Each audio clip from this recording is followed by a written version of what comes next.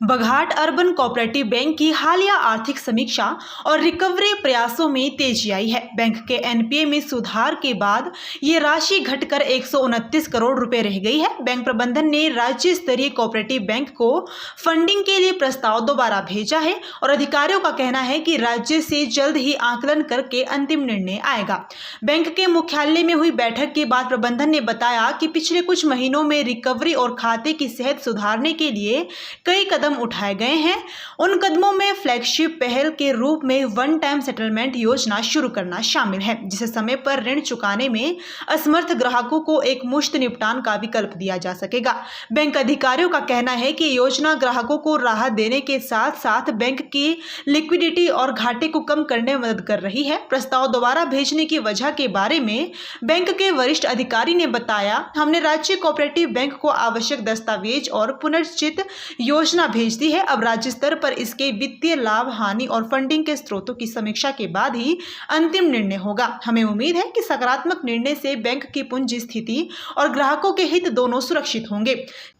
स्थानीय व्यापारियों व खाताधारकों की प्रतिक्रियाएं मिश्रित रही। कई ग्राहक ओटीएस से संतुष्ट दिखे क्योंकि उन्हें अपने कर्ज की राशि घटने और नियमित रखने का अवसर मिल रहा है, जबकि कुछ ने कहा कि योजना की शर्तों और प्रक्रिया में पारदर्शिता बढ़ाई जानी चाहिए। एक खाताधारक ने कहा कि ओटीएस ने हमें राहत दी है, पर प्रक्रिया थोड़ी जटिल लगी। बैंक को ज्यादा जागरूकता और आसान किस्त विकल्प देने चाहिए। बैंक के बयान में यह भी कहा गया कि रिकवरी के साथ आंतरिक वित्तीय अनुशासन पर भी काम तेज किया जा रहा है। गैर जरूरी खर्चों में कटौती, कमजोर शाखाओं का ऑडिट और दक्षता बढ़ाने के लिए डिजिटल लेन देन को बढ़ावा देना शामिल है। इन पहलों से निकट भविष्य में बैंक की वित्तीय स्थिति और मजबूत होने की संभावना जताई जा रही है। विशेषज्ञों का मानना है कि सहकारी बैंक सेक्टर में फंडिंग और पुनर्संरचना के मामलों में राज्य स्तर की भूमिका निर्णायक होती है। यदि राज्य से समय पर फंडिंग मिलती है तो बैंक के पास ऋण देनदारियों को बेहतर तरीके से मैनेज करने और नए टिकाऊ क्रेडिट उत्पाद मार्केट में लाने के अवसर होंगे। दूसरी तरफ फंडिंग में देरी से बैंक की परिचालन क्षमता और ग्राहक विश्वास प्रभावित हो सकता है।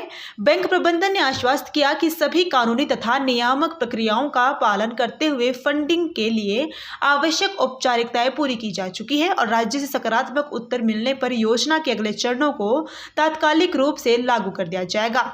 बघाट अर्बन कोऑपरेटिव बैंक की रिकवरी और ओटीएस पहल पर आगे के विकास के लिए संबंधित अधिकारियों की आधिकारिक घोषणा का इंतजार किया जा रहा है।